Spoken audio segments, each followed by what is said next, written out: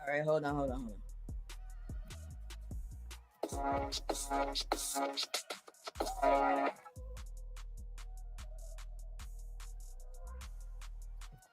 All right, as usual, I ain't got no money. Don't come for me. Everything I'm reporting. Okay? So if you really want your bags filled, go after the people because I have gone to news areas, okay? Newspapers that actually got money. So don't come for me. I ain't got no money. All you gonna get is a bill. Let's begin. Where the hell is my opener? Green light, let's get it. I'm the speaker, I'm in it. Check score, I'm winning. Green light, let's get it. I just win. I'm on 10. All right, what's up? I'm back. It's been a minute. I'm sorry, but I had to do some things. I've been talking to some family members. I got me a bat. Damn it! Just letting y'all know. I did want to say that things. I was crashing out last week. This past week because of some stupid shit. Hey Terry. But you know what? I'm better, and hopefully, I'll be with you to the new year.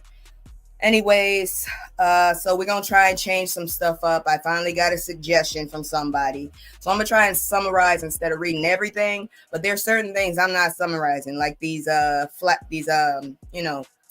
the hell is that? These little slideshows and shit. I ain't got time for that. But anyways, let's get with our first story. As per usual, the goddamn mess starts first. Where is it? And then the snow got me. All right, so I don't know if you happen to watch it, but I'm just letting y'all know about, I'm just reminding y'all that earlier this year, when shit wasn't as crazy, Katt Williams went and took his ass over to YouTube and got on the Club Shay Shay thing, bandwagon. And Lord have mercy, did he fill a bunch of people's pockets.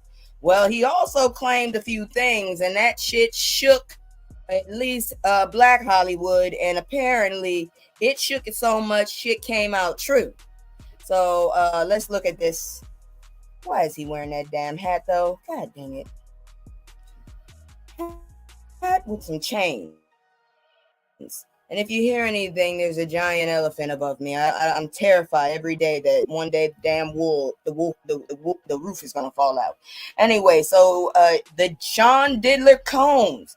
So that was one of the main things he said about the Diddler, and good grief. So though Williams didn't spend too much time talking about the Diddler in the viral interview, he was sure to use him as an example of the types of people who'd be on the losing end of the stick this year. Good grief. Glad he don't know me. All of the well, I ain't do half of this shit. All of these big dick deviants, I ain't got that, is all catching hell in 2024. Well, I guess I'm safe. Williams said to host Shannon Sharp at the time. It's up for all of them. It don't matter if you're Diddler or whoever you is. All lies will be exposed. Somebody should have asked him what the damn numbers were. Shit, I would have played them all goddamn year. Shit. I bet you I would have at least hit at least half of it. What else did he say? Yeah, so now what happened to the Diddler? Well, while Williams verbalized the sort of premonition in January, it would be 9 more months until the now disgraced bad boy mogul would be arrested and federally indicted on charges of racketeering, conspiracy, ex trafficking by force, fraud, or coercion, and transportation to engage in prostitution. Having been in jail since September 2024, the Diddler is set to go to trial in May 2025. He also since been the subject of the myriad of lawsuits since his arrest, though he maintains his innocence for them all. He has yet to respond to any of Williams' claims. Real talk, I blame him for the damn election results. I think the Diddler somehow had his hands in it. That is my opinion. For me. He been under the damn thing too, but he been under the microscope for a while. People saying stuff about him. Williams didn't spend too much time talking about Perry, but he did whack him a few times when he mentioned that the prolific writer, director, producer couldn't play a man to save his life. That is so sad. I didn't mind Why Did I Get Married and Why Did I Get Married Too. Anyways, that's why he always has to wear a dress when he acts. He was all right as the lawyer, just a little dippy. He was the worst father I ever seen, though. He also alleged that Perry never put any other actor on or make them super famous, nor should he be the only one out here playing black actors what they're worth. Oh, out here paying black actors what they're worth. Yeah, I heard about him being a cheapskate too. You need to quit that. Your ass came from the bottom. You should know how it feels. Why would you do that to someone else? Anyways, the latter claim was further echoed in another interview with GQ back in November. Yeah, I've been hearing about Tyler. Other than the taboo things, I have been hearing about the way he did business go. I might be jumping now. I apparently 30 gigabytes of data does not work for me. This man is not very handsome, I will say that.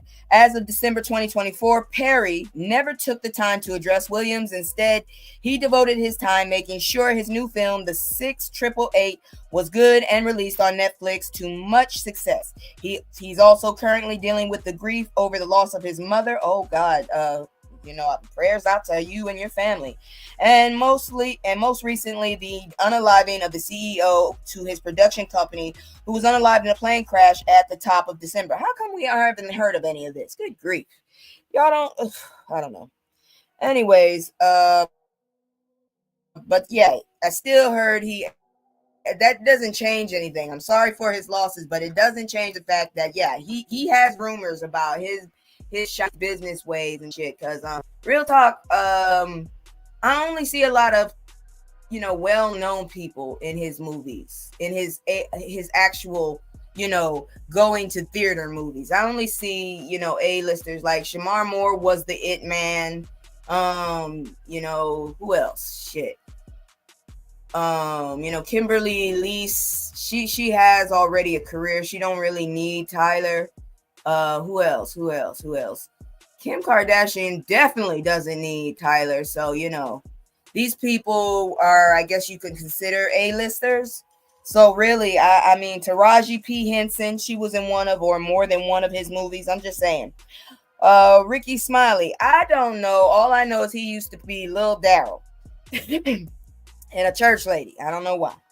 When it came to fellow comedian Ricky Smiley, Williams' grievances with him revolved around the fact that he, just like Perry, was only a good actor if he could only play a woman role. He also responded to Smiley's claims that he made on earlier Club Shay Shay episode that the roles both comedians played in 2002's Friday After Next were supposed to be reversed. I just can't see this dude. Honestly, the role he played was perfect because I don't remember that damn Santa. I can't see him playing the little pimp. I can't. You know, that whole thing. All I've ever seen of, Katt was this kind of pimp persona.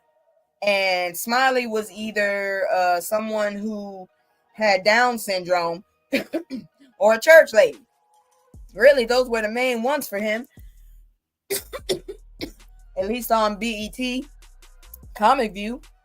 Anyways, he also claimed that he deliberately put a clause in his contract that he'd only work with Smiley again if he was wearing a dress. Why would you be petty like that? I don't know. Now, what was Smiley's next movie? Was it First Sunday? Did he wear a dress in it? You bet he did, Williams said. It's in my contract. Well, what can I say? Fucking Katt is petty. That's where he's a believable actor. Him and Tyler can't play a man to save their life. They play good women, and I believe that the best actors should be in the best roles. I don't know what you talking about. Both roles were a bit of a caricature of church women, in my opinion. So, as a black woman, I didn't really appreciate that. So what is Smiley thinking about now? Not too long after the interview aired, Smiley took to his popular radio talk show to address Williams and said he and his family were hurt by his allegations, but ultimately went high despite Williams' decision to go low. Well, honestly, if you were trying to go high, why did you go public? That would have been, whatever. Then Steve Harvey, he talked about Steve Harvey. So, if you don't remember, in addition to claiming that Harvey stole the premise of the Steve Harvey show from Mark Curry's Hanging with Mr. Cooper, Williams also alleged that the comedian also wearing a wig on the show as well, which took many of the social media by surprise. It shook the shit out of me. I didn't know he was wearing a damn wig. Damn, that's a good ass wig application. He need to tell me how to do that. Well, what did Steve have? What's Steve doing now? He's insulting people overseas, apparently. Speaking at the Invest Fest in Atlanta back in August, Harvey was heard in a clip recorded by attendee admonishing the audience to regard haters as he does. But he also made it clear that if push came to shove, he would handle business. You'll never have a hater that's doing better than you. Always know that. Don't get off the wall to address some penny ass boy who ain't got shit going for him. Now you done stopped your climb on up the wall so you can come down here and talk to his little punk ass. Don't do that, man. I stay away from it. Now, do I want to confront it? Yes, because I'm a human being and I'm hood. I used to be a fighter and I still got hands. They slow, but if you get up on me real close, I can still knock your monkey ass out. This is what the man said. While he didn't mention Williams by name, many online took this as his clapback due to his aforementioned comments and Harvey's use of descriptors little, short, and perm. I'm sorry, but even if you mad, I kind of believe him because of the fact that even Mark Curry spoke out. And I mean, people that don't talk a lot and I don't see them always flapping their lips like Mr. Harvey does, I tend to pay more attention to them when they actually say something. And Mark said something, god dang it. Mark said several things and had proof he was back there telling people shit. Because they even showed a little clip where they were on I believe it was the Def Jam 25th anniversary, and they both were in the back, and you can see Mark confronting Steve. I'm just saying. So let's talk about Cedric. I mean, I was all for defending Cedric until the dude started explaining shit, and when I thought about it, I was like, a lot of that shit sounds true. So, in one of the more personal drags, Williams alleged that Cedric closed his original Kings of Comedy routine with a barely altered version of his biggest joke at the time over 20 years ago. I remember that joke, and the sad thing about it, I remember it from Cedric until they went and showed where it originally came from and the date and all that shit. It was on Comic View. He thought that I was just a no-name comedian and that he could take this joke and nobody would know, Williams said. Additionally, he took shots at the neighborhood actor's weight and comedic prowess, alleging that his stand-up routines weren't good and that streamers like Netflix and Tubi would pass on them because they sucked so bad. I haven't seen him do anything recently other than the neighborhood. And truthfully, some of his shows I get pissed off because I do not need a musical while I'm waiting for jokes. I'm sorry. I went to go see a comedian. That's how I feel about musical movies. Don't trick me for that shit. I will jump over your ass like I did Mamma Mia. Did not know it was a musical. Should have known. Be careful who you go to the movies with when you're overseas. Now, what did Cedric have to say about the shit that he claimed? Well, in the immediate aftermath, Cedric responded by posting up in the comments section to Club Shay Shay's Instagram page describing Williams' version of the events as a revisionist history. And all that tough talk is corny as I'm a grown man. If you're a grown man, why the hell are you responding in the comment is my question. And none of that shit gonna go like you think. You do you, and I got this over here, he said. Later in March, when he sat down for an interview for Spring Hill Company's The Shop, Cedric further addressed the comments, saying that the situation was a moment where Williams was trying to claim cultural appropriation and questioned why the two of them never had a personal conversation about their issue before when they shared the same space prior to the now infamous interview. Once again, I just want to say they did show and they did timestamp that Katt Williams did that exact same joke before you on BET's Comic View. I remember that episode. When they showed it, it all came back to me. So yeah, you kind of did steal his shit. I'm just saying. Who else did? Bishop TD Jakes. He dimed him out. What did he say back then? He said the Williams comments about popular mega church pastor Bishop TD Jakes. Is he really a bishop or is that just his name? Real talk. I'm just curious. Were brief. He managed to lump him along with people like the Diddler and other big dick deviants. Ugh. BDDs. How about I just call them BDDs? Who were going to get exposed in 2024. Don't get it mixed with BBD. I said BDD, okay? Because they come from my hometown and I don't want y'all to get it twisted. Well, what did Bishop say? I got more to say about Bishop later on, but apparently in the months following Williams' comments, Jakes never took to the time to address them. However, when he suffered a health scare at the end of a Sunday morning service, many took to social media to allege that it was somehow some sort of divine payback for all the alleged wrongdoing he'd done or been privy to in the tandem with the Diddler. Hey, I ain't gonna say nothing, but I wasn't denying, I'm just saying. Once again, Jake stayed silent, but he did post a positive health update to his congregants and followers a few days later. I honestly don't like huge churches. I really don't. I am grateful to God for his goodness and his mercy. That was your wake up call. You better get your stuff together. And his grace. Many of you don't realize that you're looking at a miracle. I faced a life-threatening calamity. I was rushed to the ICU unit. I had emergency surgery, he explained, before sharing how he's taking some time to heal before getting back to business as usual.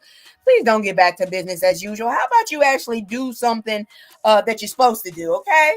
Good grief.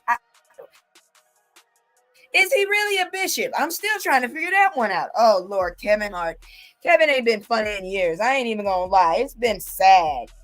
I'm so sick of him trying to tote me a damn credit card. In addition to calling Hart an industry plant, Williams also questioned his swift rise to success in the industry and alleged that for a 5-year period, every single movie that Kevin Hart did was a movie that had been on my desk. The issues between the two comedians all started after Hart had made some choice words for the first Sunday Star during an interview on Breakfast Club promoting his 2018 film Night School. Dude, all you had to do was shut the hell up, and look what you did. Short people you're both short. I don't get it. Both of y'all know y'all are known for starting shit with each other. Good grief. I'll tell the truth. I'm not really believing that every single thing had hit Katt's desk, but I ain't gonna lie, it is kind of strange how this dude went from fucking what you call it soul plane to where he is now. Cause Snoop did quite a few movies, and honestly they were much better. I'm just saying. And dude hasn't done half of what this dude has done. I'm just saying. But as for now, shit, more bullshit is coming out the woodwork on Kevin. Shit, I can't believe what he did to his friend. I can't believe they were friends. It wasn't worth my time for a response or an engagement and was extremely beneath him. Hart later reflected on his role in his beef with Williams, explaining in an interview with Charlemagne, I ain't saying that name, in September that he regretted even entertaining Williams' comments. But you kept doing it and you brought it up again. Dumbasses. I should never address him at all. I don't have to. Like, why? What will it do for me? What will I gain? There's no gain. But you're still doing it. You did it again. Hart said after later adding, if I'm investing in something, what is my return? If I can't answer the question, then it doesn't get energy. But you just sat there and did it again by even bringing it up. Now, if his ass brings it up one more damn time, god dang it, you a fan. You a fan, you a fan, you a fan. Watch I get copyright straight. Ludacris, yeah, I remember he did say some shit about Ludacris. And Ludacris did respond, but I'm not really, I don't know. I don't be all up in Ludacris's business, and Ludacris don't be having his business all over the place. In a truly wild moment, Williams alleged that that rapper Ludacris only landed his role in Fast and the Furious franchise because he was associated with the Illuminati. I don't really believe that, because have you seen all the motherfuckers that have Tyrese, really?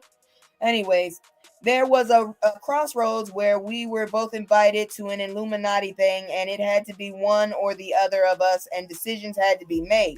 Williams explained. So it was both of us. We were equal. One of us had to cut all of their hair and couldn't do the sideburn thing no more with the points. Hold on, I gotta look. I gotta look. He ain't got no sideburns. I just realized that. Anyways, and that's how the conversation. Wait a minute. He continued. The next person they said was going to get $200 million because they were going to pay him $10 million a movie to do 20 movies, and that's how the conversation happened.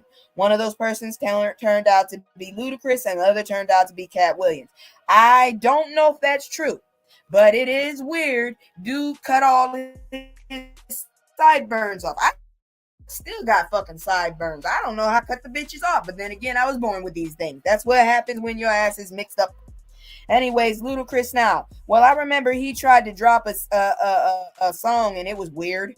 Anyways, in response, Williams' allegations, Luda did what all rappers challenge should do. He went into the studio and recorded a few verses, refuting the claims that he was a part of the Illuminati. The nearly 1 minute long clip did just enough to keep Williams from uttering his name again in some more mess, even though he did clap back in a rap song of his own. I did not go to listen to that. At this point, it's like, I'm not going to be listening. I'm sorry, Katt, but you're just not known to be the best of rappers. I'm not gonna sit up here and entertain a rap battle between Luda and Katt Williams. It's just not gonna happen. I look at it as a fucking joke, a parody. So who's to say what won't happen again in 2025? How about Katt just don't do no interviews no more? Cause look at the mess you started, Katt. I mean, I don't know what to say. Because some of the shit, yeah, it sounds about right. Some of the shit I really find hard to believe, but that's just me. Anyways, we about to get into the fuckery, so y'all go ahead, take a puff if you need, take a sip of something. I done finally sweetened some damn moonshine I bought like damn near 3-4 weeks ago, and I can finally consume it more than like a sniff. So yeah, and don't ask me. I found my places, okay? Don't ask me how I found some in Massachusetts. I just found it, and that's it. So let's go ahead and check out my little commercial, because as you know, I don't have mods. Not that big a person. I'm just sitting up here telling you what the hell's going on in the world. So if you like what I'm doing, please go ahead and hit the like button, share. If you got suggestions, just make sure you come at me with some kind of respect, and I'll come at you the same way. But other than that, yeah. So we about to get into this. I'm about to try something a little different. Like I said, I'm gonna try and summarize other shit. That was just a slideshow. But check this out. It's just me and the fam. It's just me and the fam. It's just me and the fam. It's just me and the. It's just me and the fam. Yeah, yeah. It's just me and the fam. See my little tay that's my girl, that's my mascot. No one's go for hours and some hours till we pass out. Stay inside the house, turned up with the racks out. Stay inside the house, turned. All right, y'all remember that damn story about American Airlines? The flight attendant decided someone stunk, and it apparently was every black male on that motherfucker. That was some bullshit, first of all. But anyways, so here's the update. If y'all don't remember, here's a little recap. The reason by the airlines for removing the passengers, Alvin Jackson, Emmanuel Jean Joseph, Xavierville from the flight, was that a white flight attendant reported them to having an offensive odor. I ain't gonna lie, I done met some foreigners, both pale and dark, that have had some offensive odors, okay? When I was in Japan, hey, I was downwind. Not all the motherfuckers is as short as you think. Hell, I met a chick from France. Man, I kept sniffing myself. It was her ass. I didn't know what the fuck to say because the problem was we came in the same car. God dang. So like I said, it's equal opportunity. When you're funky, you're funky. Anyways, so the lawsuit against American Airlines was resolved though through a settlement with three plaintiffs. That was Jackson, Jean, and Bill, even though there were two other ones, for an undisclosed term. So they got some money, but they're not telling us how much they got. Additionally, the airline promised to commit to preventing further discrimination in the future. So basically, you already know that's a lot of HR classes y'all gonna have to take care of now and get it done by any means necessary, because the motherfuckers be having due dates, and usually they give you like a whole pound of them shit. So congratulations, Karen. Look what you did to your coworkers. Anyways, American Airlines promised to commit to preventing further discrimination in the future as part of the settlement with the plaintiffs. However, specific details about the actions taken by the airline to address the issue of discrimination were not provided. But basically, these motherfuckers got their money, and now these motherfuckers are going to try and fix this shit as quick as they can, so they don't have to worry about cutting another check. I don't know why the other two people didn't jump in this. Truthfully, I would have jumped on it, but you know what? Thank you, American Airlines. And if your ticket goes up, because I actually have an account with them, too bad we didn't get another picture of the flight attendant to kick his ass, because I'm pretty sure they're gonna get their money back some kind of way. I'm pretty damn sure about that.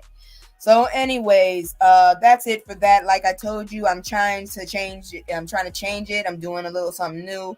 I'm summarizing the stories, so I won't be here all night. Instead, I can actually take my time and talk about it and try my best not to rush through it, because I have been told when I talk about these stories, I tend to rush through it really quick. So the fuckery ain't done. Really, it ain't. The next one, I don't know why these people be doing this shit. It get on my damn nerves. But here go this. This is a time where you need this baseball bat right here. That's all I'm saying. So let's check this one out here. Give me a second. Let's see. Emotional content. So this one was reported.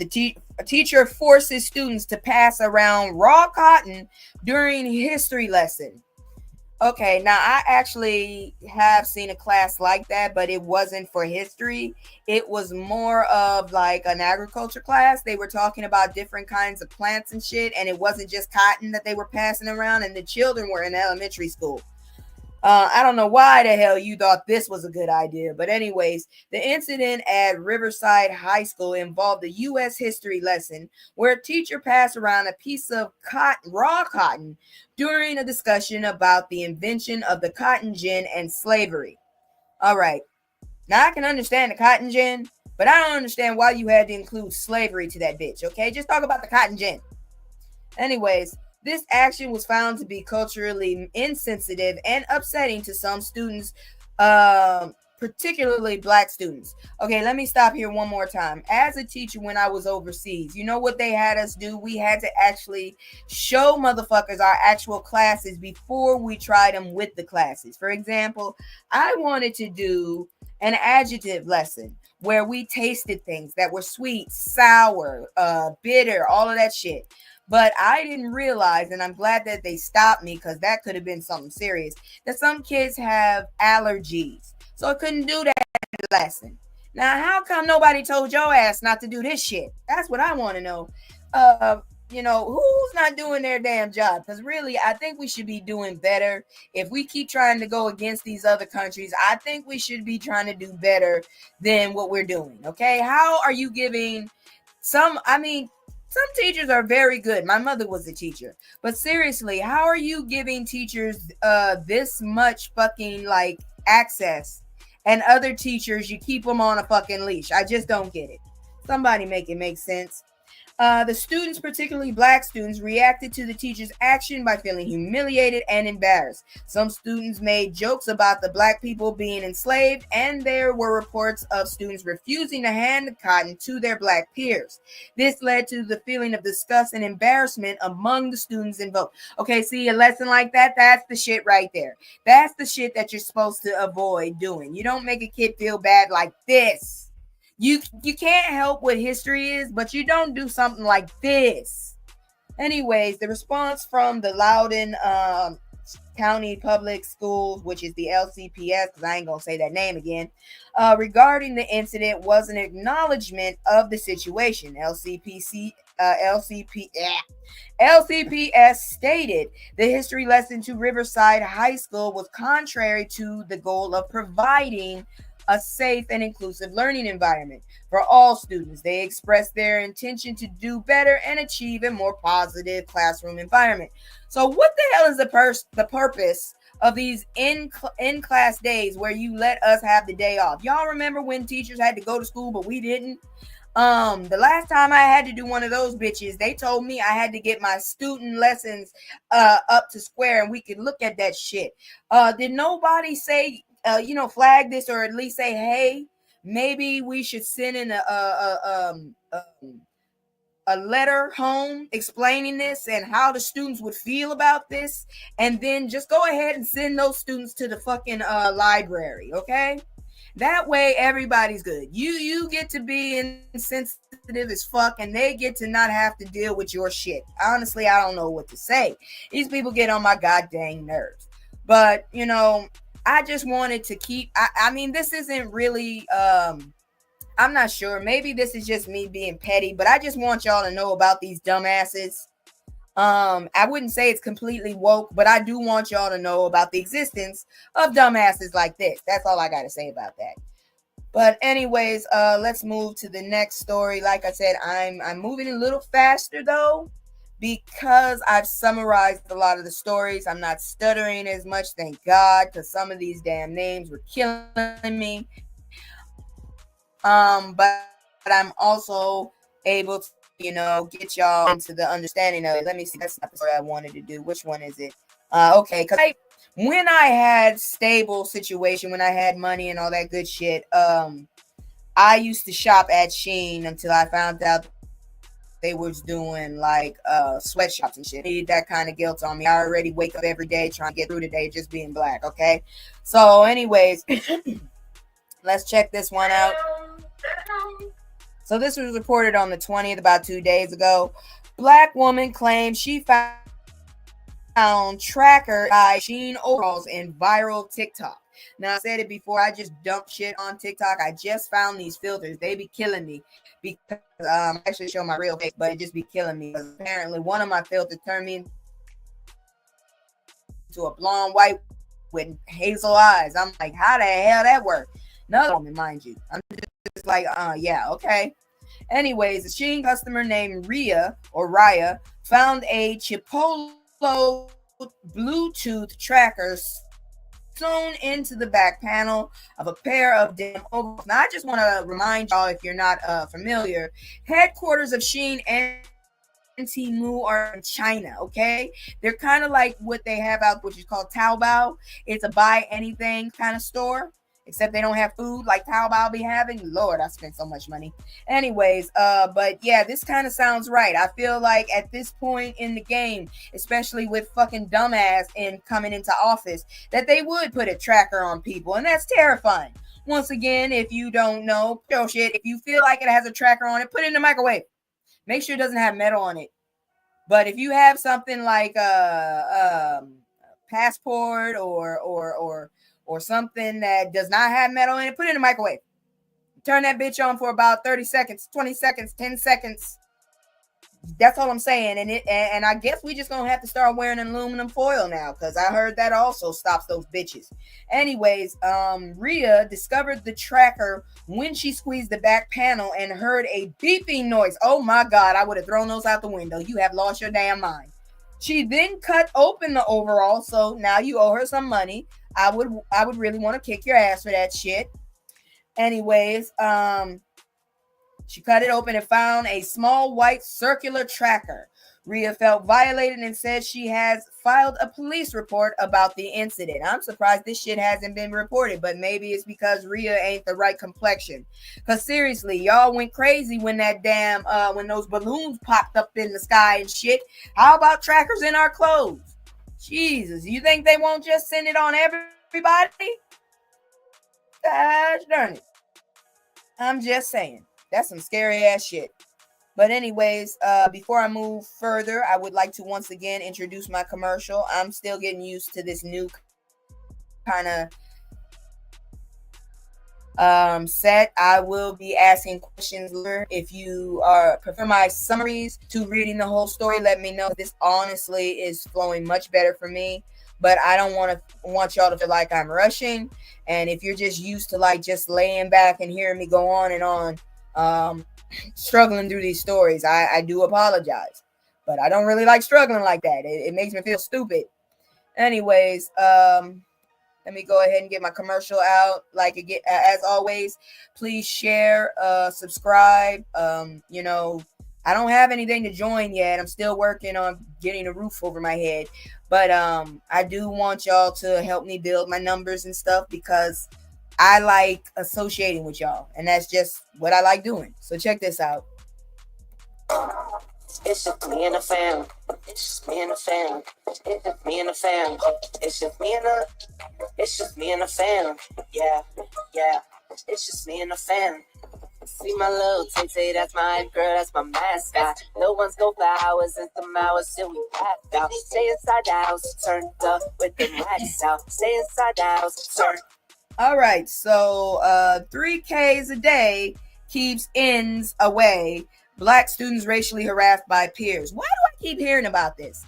I don't get it, because I feel like this new generation is wilder than my generation and the generation before us when it comes to aggression towards strangers. I feel like y'all a little wild, but why is it it seems like y'all keep getting punked by the melanated deficient people? I don't get that. I used to feel like y'all were so proud of the whole concept of, if it's a black person, obviously they're gonna win.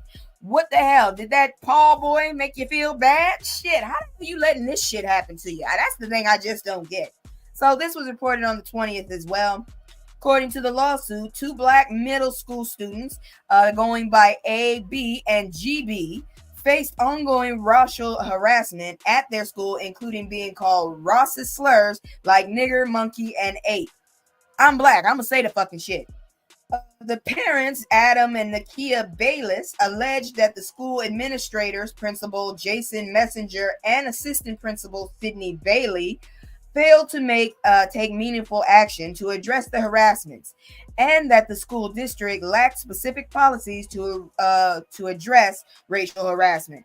The lawsuit that they have states that the students suffered severe emotional and psychological harm due to the harassment, and that the family had to relocate and incur significant financial and emotional burdens as a result. All I can say is I back you 100%. I would say make sure that you have paperwork. I don't understand why the fuck you moved, but you have your reasons. But I will say this much. Please teach your children how to defend themselves. I'm not saying make your children bullies, but maybe because I was raised by a boomer and a bunch of goofy ass Xers had a hand in my raising, I was told off the back, either you fight back or I'm gonna fight you. I don't understand how shit. I don't get it. I'm just saying. Maybe y'all need to start being putting your kids outside and being more physical and shit and getting heavier toys and shit instead of all these games. Cause you need. I'm not saying I don't promote violence, but I do promote self-defense, especially when somebody is ignoring your civil rights. That's all I'm saying. And speaking of embarrassments when it comes to rights and shit, this dumbass right here done screwed shit up. I'm so mad at her. As soon as this shit came down, I was pissed off. Now the shit then got worse. So let's check this one up. Did she get on my damn nerves? So Fannie Willis has been disqualified from prosecuting Trump's election interference case. Now I was listening about this, and from what I understand, apparently her whole fucking office has been disqualified. Not just her whole office, because she couldn't take care of her loins. Ladies, gentlemen, I understand if you have the need, but please prioritize your fucking situation and life choices before you jump in bed for a fling. This heifer's horny fucking horniness done got her and her whole fucking office disqualified. Bitch, you should have put some ice in your pants if it was that damn bad. Now look, he done walked away and nobody getting paid, and this motherfucker might get away with fucking robbery. Literally. Shit.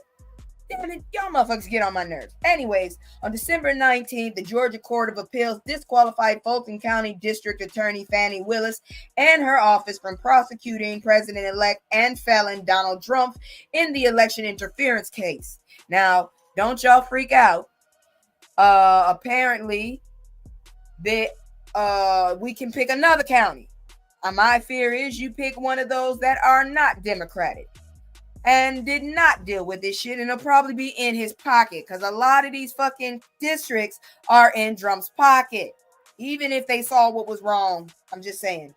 The court determined that Willis's involvement created an appearance of impropriety necessitating her removal to maintain public confidence in the proceedings. He talked so much shit, people just fucking, and after this guy hit the ground running, yeah, you done.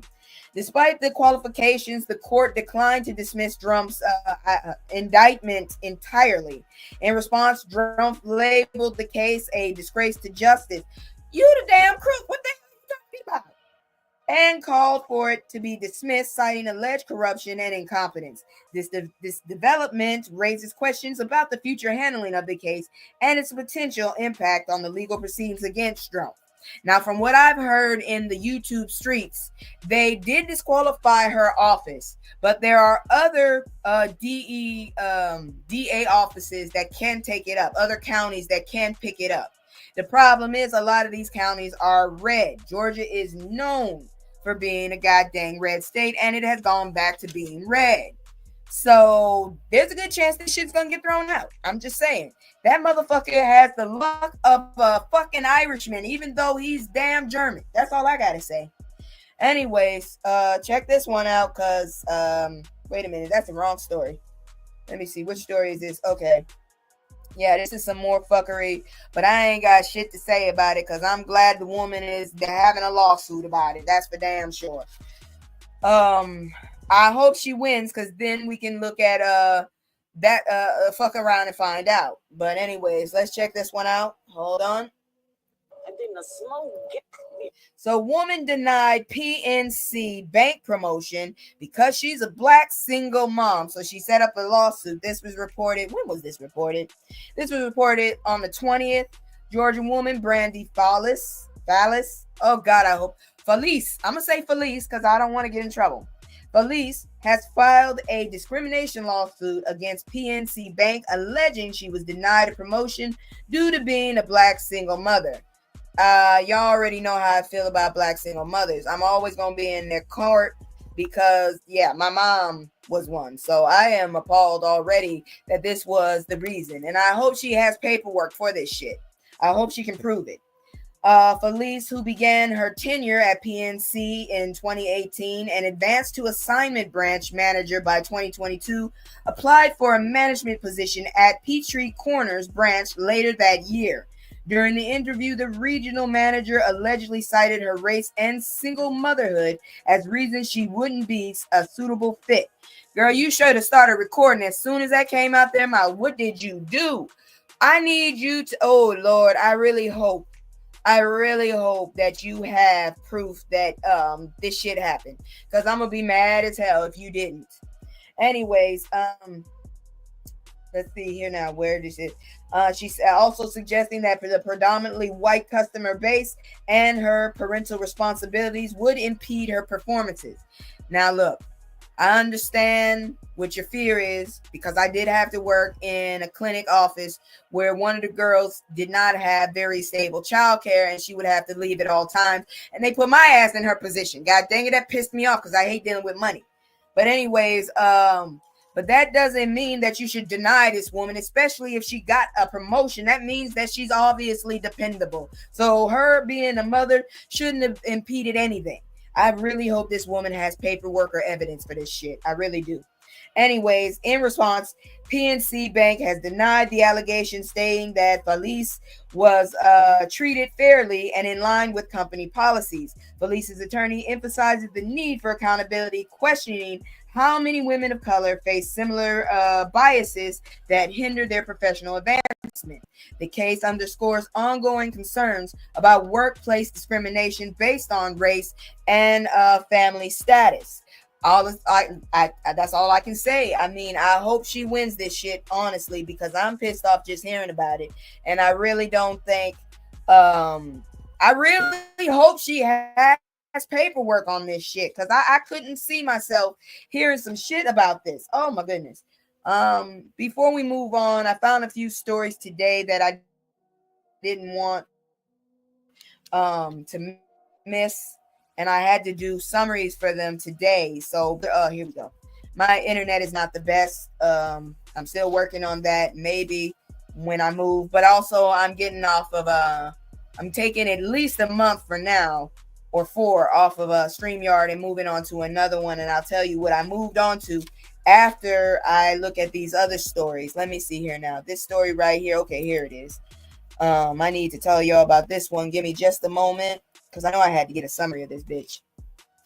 Give me a second here. Come on now. There it is. This shit was stupid, and I honestly feel like people gonna get their ass whooped for this if they fuck around like this. This was ridiculous.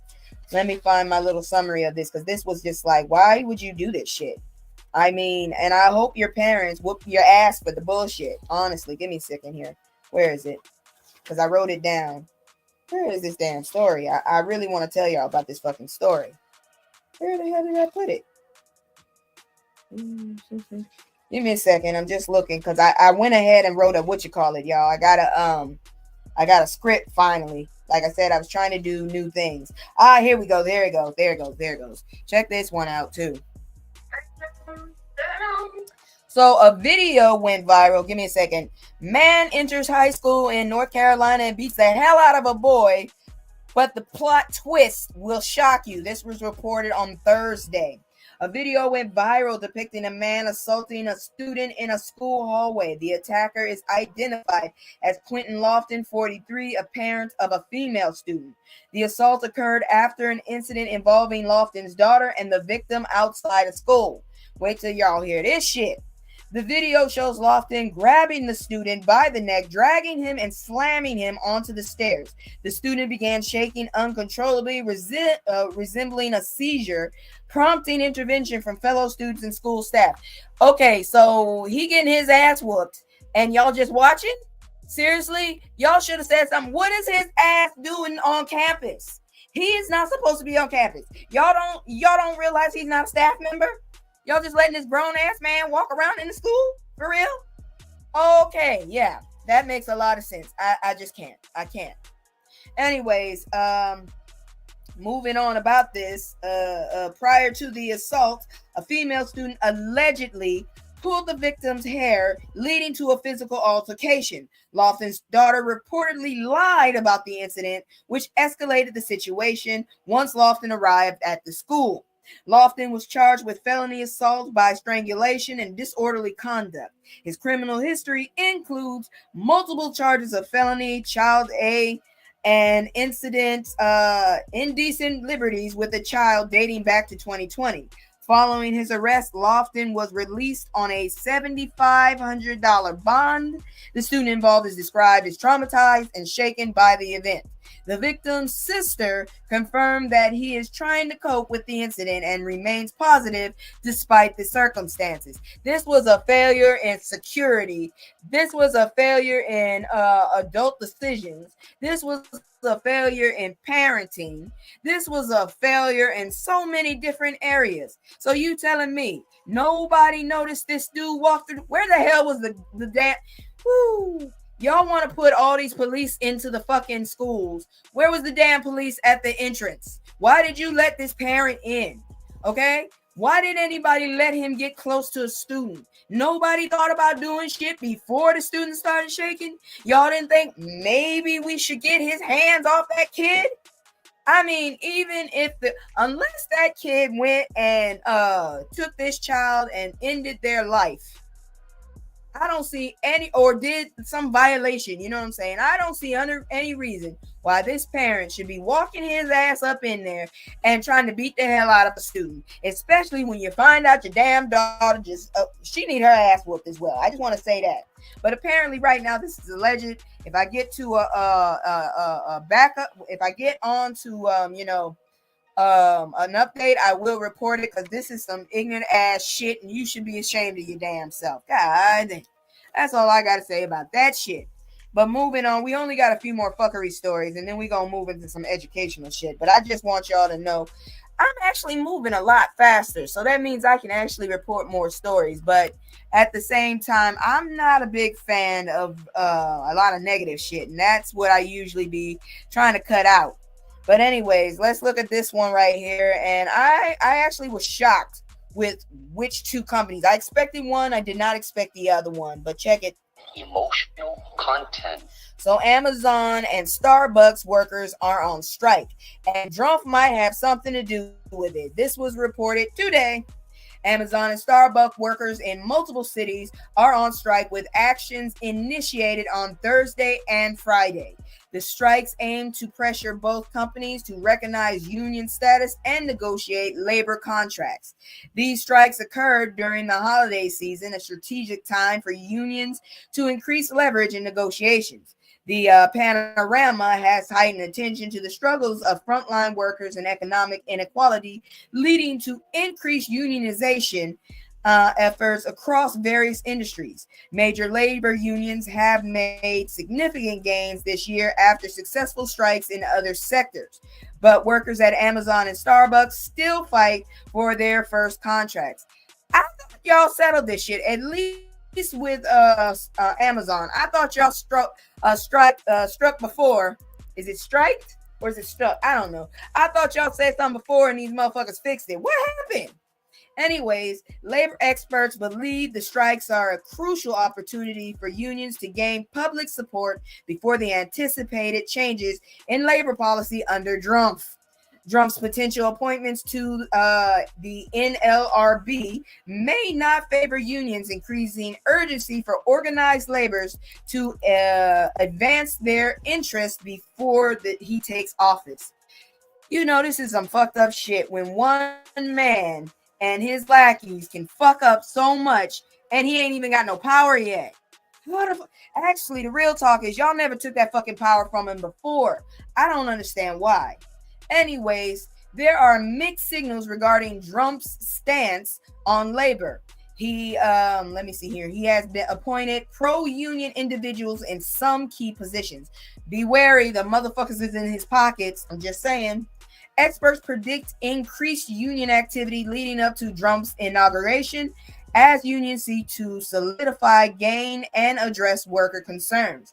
The outcome of these strikes and negotiations will be closely monitored as a measure of the labor movement's strength in the involving political climate. And if you're curious, some cities, as you know, California, Chicago, and New York are some that have been hit by this strike. I'm supposed to get some socks soon, but I don't know. Maybe it hit here too, because my shit ain't here yet. But hey, that's neither here nor there. I'm not gonna fault you. If you got a strike. I can go get some other socks. Just give me my money back. That's all I really want. Just give me my damn money back. Let's see what's the next story coming around. All right. So now that we're out of that loop, it is time for fuck around and find out. This is where I look insane because this is how I'm so happy these motherfuckers get their shit. So let me go ahead and find my opener for that, and we gonna look at these dumbasses because I'm so happy when people fuck around and find out. You get what you deserve. I'm burning my head, I'm a wreck. I've been moving. All right, so this was published on Friday, and it's basically a culmination of people have fucked around and found out this year, and I love it. I love it so much because y'all get on my last nerve. Like I said, I am an advocate for mental health, and I have been told by a counselor, an accredited counselor, that I have low tolerance for BS, and this has been some BS now. Shit. This is why I'm not even supposed to be watching the news anymore. They told me not to watch it because it pisses me off. But anyways, number one, the diddler. We've been knowing he been fucking around. And finally, he done found out. He apparently pissed someone off and they decided to stop protecting his ass. I don't know about anybody else, but I know at least my generation and the generation before me been side-eyeing this motherfucker since he came out. After Cassie's shocking lawsuit against the diddler was made public last year, the floodgates opened as the mogul was accused by multiple people and still is of A and SA. In September, Combs was arrested and charged with racketeering, conspiracy, and ex trafficking, and he's been trying to get out ever since. I'm appalled that he actually thought about using his mama's home as bail. What the hell? That's just rude as hell. Well, you're getting what you deserve. Another one coming up on the stage, Mark Robinson. This motherfucker here. This is the dumbass that has been basically suckling off of the drunk. Oh, he's an ugly ass man. Early this year in North Carolina, Attorney General Josh Stein defeated controversial Republican Lieutenant Governor Mark Robinson in the state's gubernatorial race in September. CNN reported Robinson had commented on a porn website, y'all, over a decade ago. On the site, he called himself a black Nazi and said he supports bringing back black slavery. Well, sir, you're darker than me, so I'll see you in the field first. Shit, you ignorant bastard. Drake, this bastard, look, I don't know what to tell you because I told y'all from the get-go. When I found out this bastard was in a soap opera for teens, I already didn't respect his ass as a rapper. Shit, he's an entertainer at best, a singer at worst. When he beefed with Kendrick Lamar earlier this year, Drake not only lost the battle, but the anti-Drake anthem Not Like Us became a #1 single on the Billboard charts. In 2024, Drake was also threatened with legal action from Tupac Shakur's estate when he emulated the late rapper's voice using AI. That was disrespectful and ignorant as hell.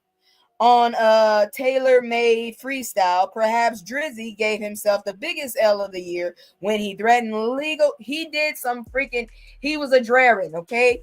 He turned into Drarin. That's why I look crazy as hell. I'm so glad this shit came back to bite him.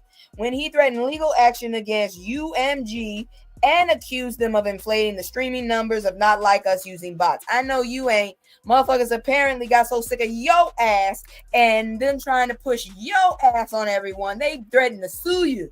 So how you the pot calling the kettle black, motherfucker? Anyways, Amanda Seales, I'm gonna tell you right now, I don't know how I feel about this woman. She's the kind of person you got to take in doses. I mean, her message is not bad, but the way she gives it ain't the best. Oh shit, they don't got shit. Oh, here it is. In March, actress and comedian Amanda Seales expressed frustration about not being invited to certain events in Black Hollywood. I don't know what y'all talking about since March. I believe this was all the way last year too. Anyways, this opened the floodgates and sparked conversations about if Seals was likable or not.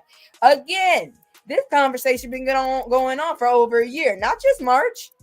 In December, she received backlash for insulting Nene Leakes' appearance, alleged plastic surgery.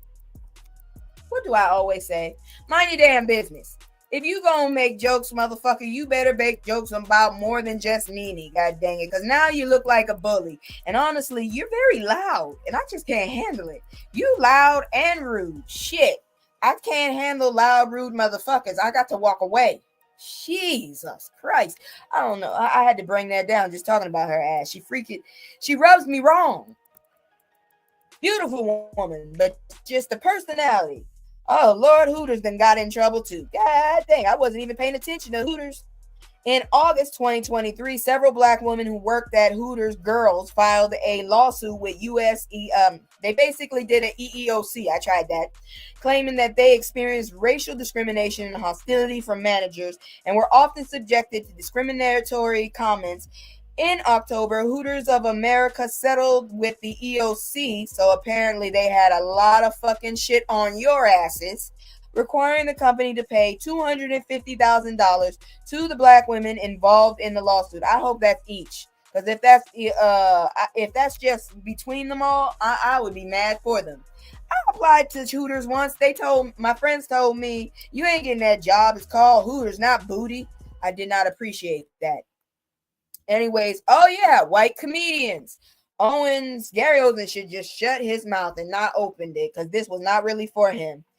So on Kendrick Lamar's surprise album GNX, which dropped earlier this year, he rapped on the song Whacked Out Murals. Don't let no white comedian talk about no black woman, that's law. This sent Andrew Schultz and Gary Owens both into a spiral, with the former making a despicable grape joke about Lamar on his podcast Flagrant. And yet you're still getting backlash, you dumbass motherfucker. I can't stand some of these motherfuckers that are so determined to be offensive and then double down on pissing everybody off for no damn reason. I don't understand it. White women with blue bracelets. I don't know what the shit this is. What the fuck did white women with blue bracelets do? Damn, I ain't never heard of this shit. Some white women voted for Vice President Kamala Harris began wearing a blue bracelet on their wrist to signify that they didn't vote for Donald Trump. However, this trend quickly went viral on TikTok, which led black women to call the move performative. Basically, I guess it was the fact that a lot of white women in surveys have been recorded as voting for Trump. So how the hell are these women with these fucking bracelets come out of the woodworks? I'm guessing that's what it is. I don't know. I've been paying attention to other things, unfortunately. So Detroit Karen Judge. Oh yeah, that chick. You are a dumbass. When I reported on your ass, I still think you a dumbass for this dumbass shit. Shit. Y'all too bold. Earlier this year, Detroit Judge Kathleen Ryan was removed from her docket on August 27 after secret recordings of her wildly racist phone conversations were recorded and made public. In October, ABC 7 Detroit, why the fuck would you do it in Detroit of all places, reported that new recordings surfaced in which she made more racist comments. Ryan was recorded by the court's administrator, Edward Hutton, who was deeply disturbed by her remarks. Dude, go to Wyoming or the Dakotas or something. I'm pretty sure you could get away with that shit. But why Detroit? Damn you, stupid. I love it when they fuck around and find out. Oh, Lord. The albino baboon. And don't forget, I will be doing a deep dive on fake eyelashes. So y'all know it wasn't originally our asses, since y'all always want to claim every damn thing. MTG, you still look like an albino baboon. That's an ugly ass woman. Where the hell is my sound effects? You are not an attractive woman at all. And you do have a broke down body. I saw that video. You was an ugly motherfucker. That's all I got to say. Ooh, and I can't believe people get job. How the hell you get a job with the bullshit she be saying? Talking about we can control the weather. You lost your mind. In May, Representative Marjorie Taylor Greene, Republican for Georgia, insulted Representative Jasmine Crockett's eyelashes during a House Oversight and Accountability Committee of all the damn committees.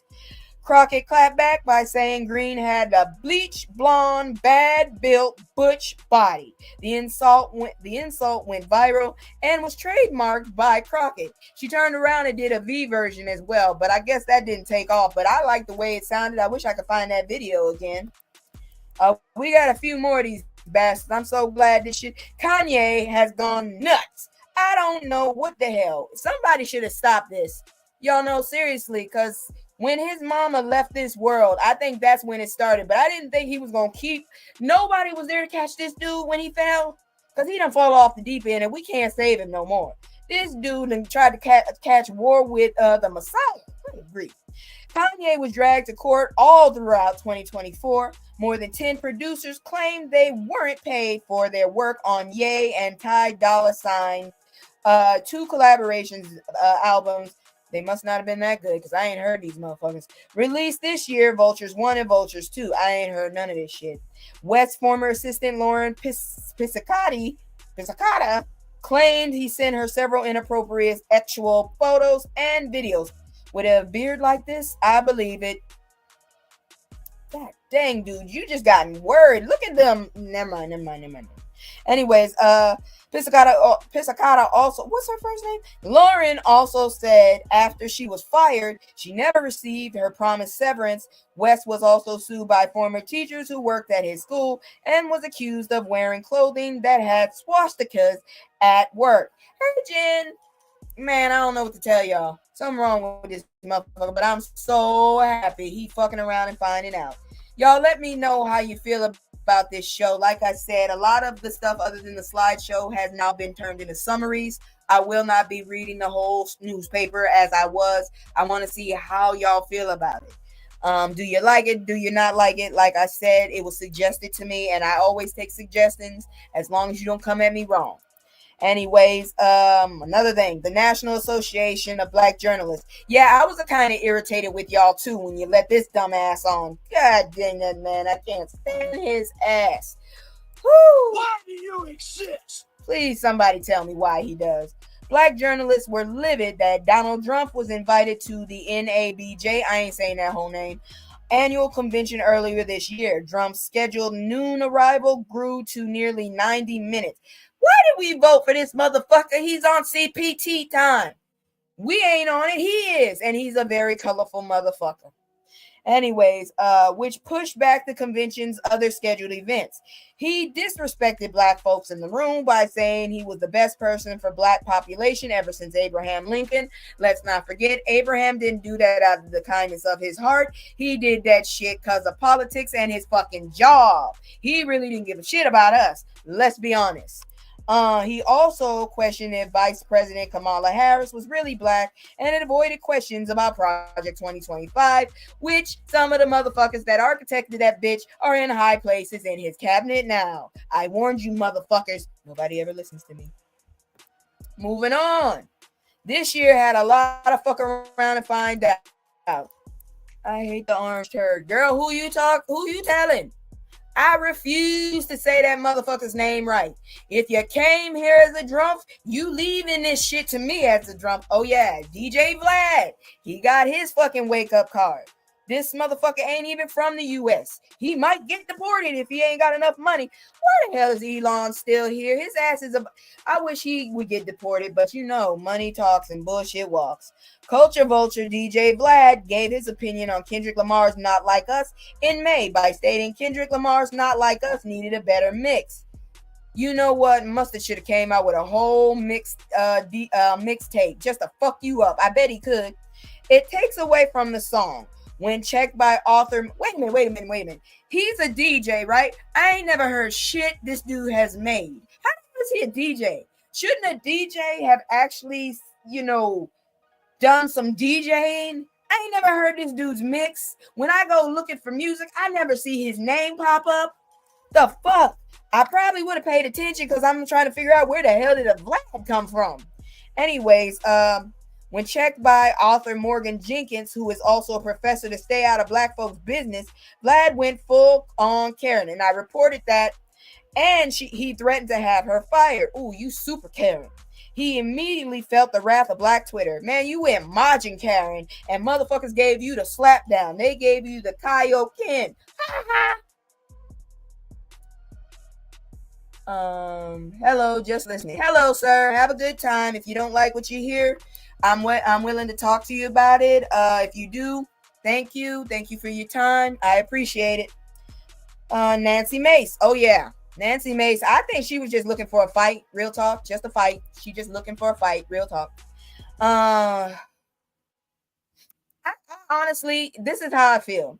If you pass, go to the bathroom, you pass ass. But if you look like something that just came out of Frankenstein's fucking laboratory, take your ass to the family co-ed bathroom if you don't want to take your ass to the opposite sex, because you ain't gonna traumatize me when I got to piss, because then I'm gonna send you a what you call it, I'm gonna send you a what is it called, what is it, fuck, what is it, I'm gonna send you a dry cleaning. Man, I'm sorry, I drunk the moonshine. I'm gonna send you a dry cleaning bill is basically what I'm gonna send you, because I done pissed on myself because you done scared the piss out of me coming to this bathroom looking like that. 5 o'clock shadow and shoulder long hair with a paisley dress and a beer gut is not for me. I'm gonna piss on myself because I don't know where to go now.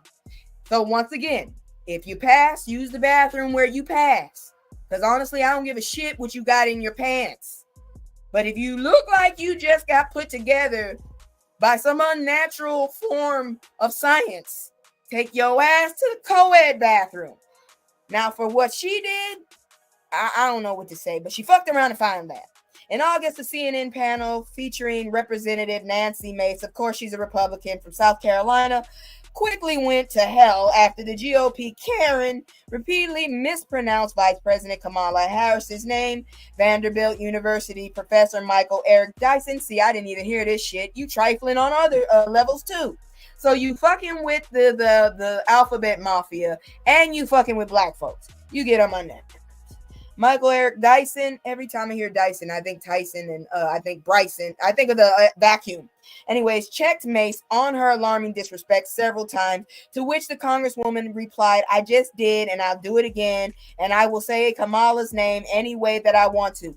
I wish someone had to smack the shit out of you. I hate bold motherfuckers. I don't care what race you are, because honestly, I done seen people get the taste smacked out their mouths for being ignorant. I'm just saying. Let me put this up here. I should have been put that up there. Anyways, this Congresswoman is a wonderful human being, Dyson said. But when you disrespect Kamala Harris by saying you will call her whatever you want, I know you don't intend to be that way. That's the history and legacy of white disregard for the humanity of black people. And you know what? I agree. Because I hate when people fuck up my real name. Shit, you ain't getting my government name unless I already gave it to you. Fuck that. Yeah, USA, wait a minute. Don't add me. I'm on my way out. I'm taking my ass to Canada or Italy. No, they said they ain't letting us in Canada. Too many people trying to get to Canada. I'm taking my ass to Italy. Don't blame me for this shit. I didn't vote for him. In November, Donald Trump won the presidential election after defeating Vice President Kamala Harris. I told y'all, and I'm going to say it again. I am a survival voter. I don't give a fuck what party you are. Whoever gives me the better chance of survival, I'm going for it. I'm still trying to have a baby. This motherfucker talking about bringing back stop and frisk. I don't want my child getting stopped and frisked by a pervert. Fuck that. Anyways, and let's see here now. Even though the majority of black people voted for Harris, Trump still garnered both the popular. I don't know how he got the popular vote. This motherfucker have been saying some of the ignorantest shit in the world. How the fuck? He repeated what the hell Hitler said and he got the popular vote? Please, people, go check out what a tariff is. Please, before you get into politics, do your research. Know what the fuck these motherfuckers are actually saying. This man has been saying the most ignorant shit, and y'all just took it and ran with it. I don't watch CNN. I don't watch MSNBC. I don't watch Fox News, but I do watch dumbasses doing stupid shit on television. And this motherfucker, every time, I don't think he's all in his head. I think he has dementia, honestly, because when he talks, nothing makes sense. It does not connect. And then he goes on a tirade.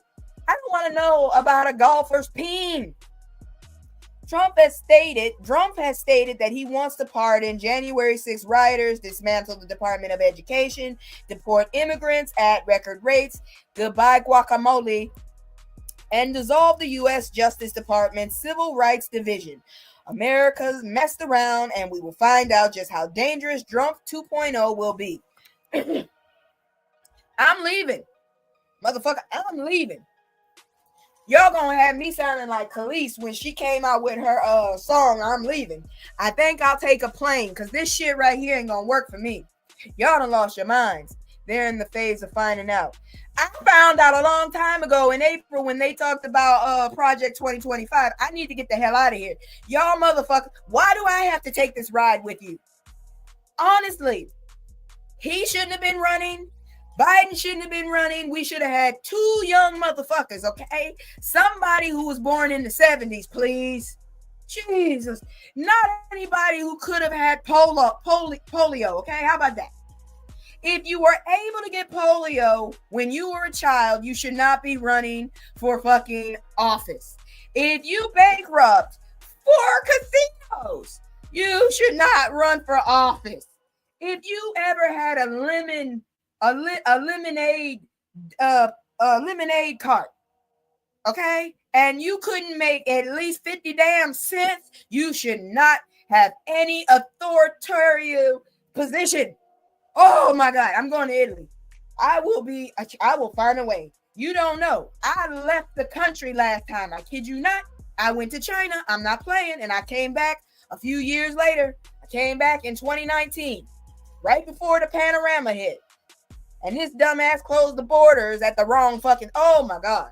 When he first got in the office and he closed the border on all the Muslims, I'm like, you dumbass. Why didn't you close the border when the damn panorama kicked in? You closed the border on all these Muslim people. Lost people were confused. And here come your ass closing the border. They didn't do nothing to you. They was just trying to get to their families. But you didn't close the border when all them motherfuckers with the damn panorama came in. Picking up the damn toll. Oh, you get on my goddamn nerves. This is why I'm told not to watch the news that much. So this is why I only come on twice a week. Because if I came on every night, I probably would have a stroke. I'm just saying. I probably have a stroke. So y'all, hopefully we are done with this bullshit here. But I still got some other news stories to let y'all know. Let me see what my next story is. Oh no, this one's historical. So if you're trying to get your brain on your, I don't celebrate because I don't trust a lot of from our culture. I don't trust. Believe me, like I said, I had 2 preachers that were very very troublesome. One of them, they got rid of him because he was doing some nose sugar, some booger sugar, and the other one replaced his wife within a year. So I don't really trust a lot of people in the Baptist church. So I'm not really big on Kwanzaa, but some people do, and I respect people's choices on what they want to celebrate. So here we go. I'm about to do a little story on Kwanzaa. It's an educational moment. I haven't done one of those in a while. Like I said, I was giving myself a mental health because I've been going through some things. It's been some bullshit. But I thank the people that I have met, because otherwise I'd be living in my car. If you know, you know. Okay, where's my educational thing here? Here you go. Check this one out. Yo, there's so many, hey, there's so many, yo, there's so many shits, yo, there's so many lies. Look in my eyes, they know I'm the truth. And I'm knocking them down every time I step in the booth. We ain't got a lie, they know we the vibe, we live in this groove. Young conscious, do my life a movie, I live in a smooth. Ain't no sticking around, I'm on the move, I'm checking this dudes. Yeah, it's only us too, so you know we copping that cool. We on the roof, smoking dope, look at the view. Just to chill on the stove, now we out here breaking the news. It ain't shit. Look, if I could change her hand, I would. I do apologize about that. But anyways, here you go. First Kwanzaa how the 1965 Watts riot inspired a holiday. So, as I said, I'm summarizing stuff now, so I will not be reading the story. Kwanzaa, a week long celebration honoring African American culture and heritage, was established in 1966 by Dr. Karinga. Oh, yeah, this is going to be tough. Professor and chairman of Black Studies at California State University. The holiday's creation was influenced by the 1965 Watts Rebellion in LA, a 6-day uprising sparked by an incident of police brutality against black residents. It sounds like this is a goddamn trend. Didn't we just have one in the 90s? I guess we up for a new one coming up in what, 5 more years? Shit. Anyways, in response to the unrest and a desire to foster unity within the African American community, Dr. Karinga sought to create a cultural holiday that would celebrate African traditions and values. He researched various African harvest and first fruit celebrations, incorporating elements from different cultures, including the Ashanti and Zulu, to form Kwanzaa. The name Kwanzaa is derived from the Swahili phrase Matinda ya Kwanzaa. I hope I said that right. Let's see, meaning first fruit. The celebration is built around the 7 principles known as the Nunzo. I hope I said that right. And there you go. So I tried to celebrate it. I don't know. I heard a bunch of rumors and stuff, but at this point, I'm still trying to follow what the Messiah celebrated because there have been too many discrepancies. All I can do is promise you that ignorance is bliss, because the more you find out, the more boring life becomes, because you got to cut out a lot of stuff. I promise you, I would be covered in tattoos had not I read what I read. And I'm not trying to say I'm against y'all. If that's your choice, that's your choice, but this is my choice. So don't come at me with no crazy shit. I made the choices for myself, and I have actually been mistaken for atheist because I don't feel like stuffing it down anybody's throat. If you decide to be a Wiccan, that's your damn business. I've had friends that were Wiccan, and I don't have a problem as long as you don't step on my toes. Anyways, we moving on to good news, and we still in the educational kick. So as soon as I get this goddamn story up here, I will feel better. What is this? A fascinating, sad story of. Oh no, this is celebrity stuff, and that's a what you call it. I'll talk about that later. That's a celebrity story right there. I'm a learn y'all about this one group that was actually famous and was not heard of because of the huge success of the Jackson 5. Y'all gonna check this shit out. It's amazing. But before we move into let's check this one out. I was supposed to report this last week, but I don't give a shit because she deserves all the honor. So check this out. Let's see. So, trailblazing politician Shirley Chisholm is awarded Congress's highest honor. President Joe Biden has signed the Shirley Chisholm Congressional Gold Medal Act, posthumously awarding the Congressional Gold Medal to Shirley Chisholm, the first Black woman elected to the U.S. Congress and the first to seek a major party's presidential nomination.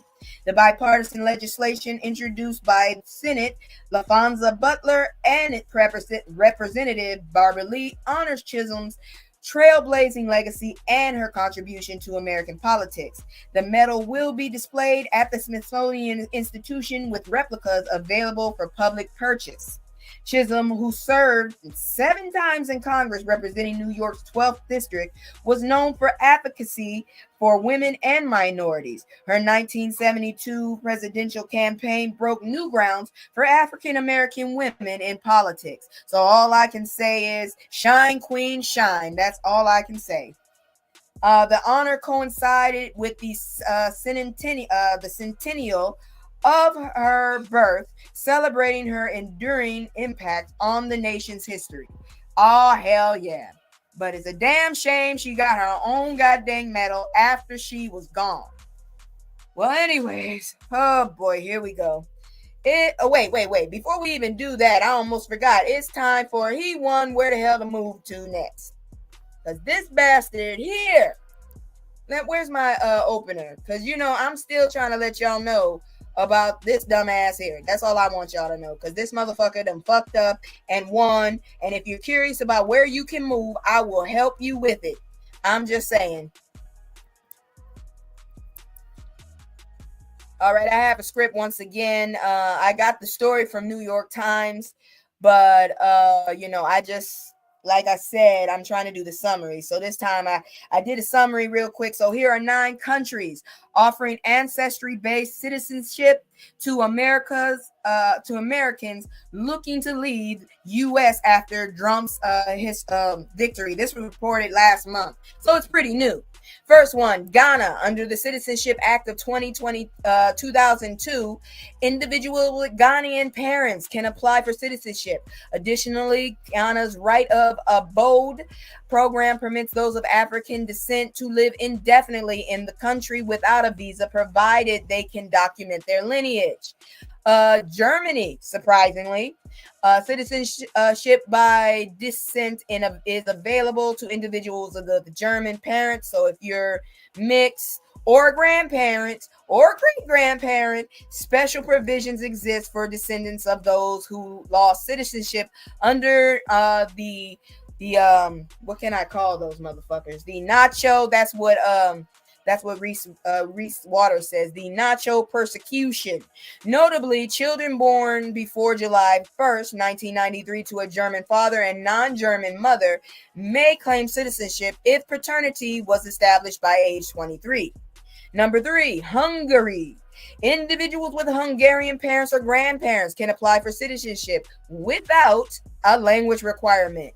But your ass is stuck like Chuck if they start talking to you. Number 4, India. Kamala can.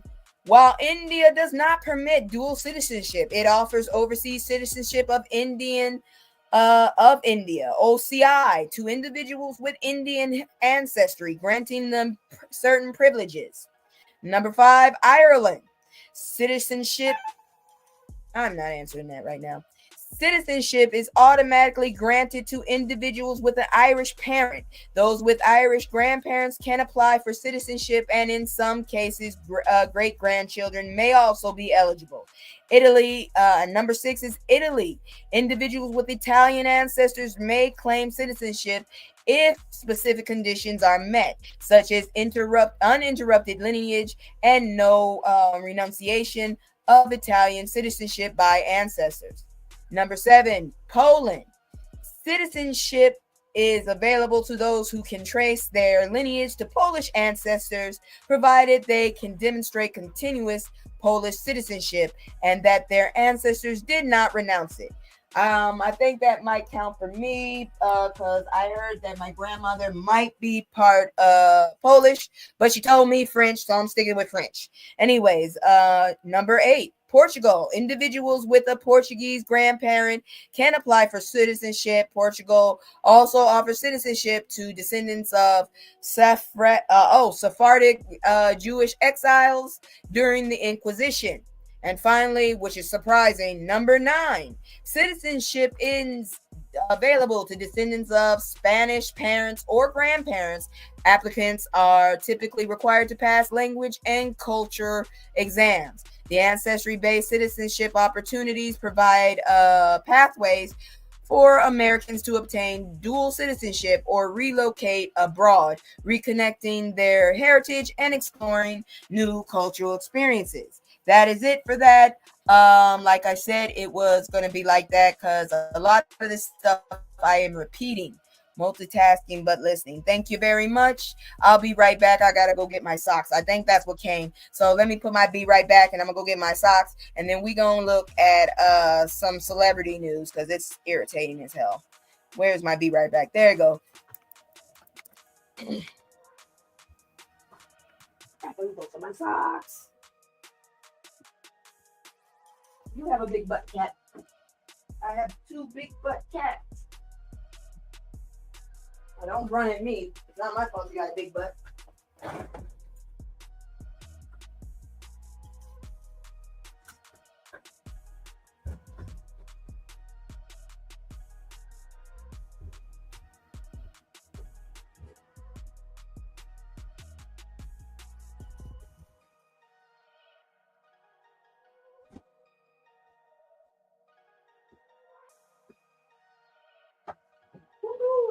pair of socks. Man, I'm telling you right now, that was a deal right there. I bought some socks for $9.99, 5 pair of socks. And then I got a coupon for 50%, so I paid $4.99 for some socks. Hell yeah. I remember correctly, I read something that said, yeah, you are very right, Mr. Garth.